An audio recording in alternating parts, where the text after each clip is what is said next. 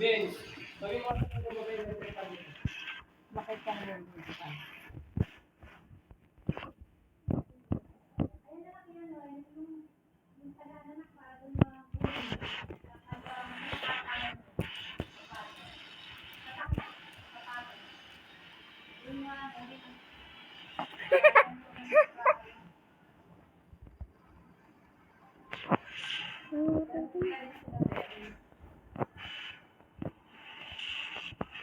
Dan, mamaya nga ikabit natin sa pinto ulit yung ano, yung sticker.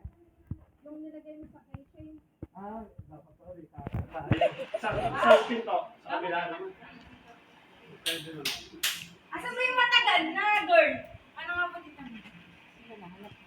Yung mama ko. Asa si girl? Makama ko makiyak. Sa taas yata. Dati, yung kwarto.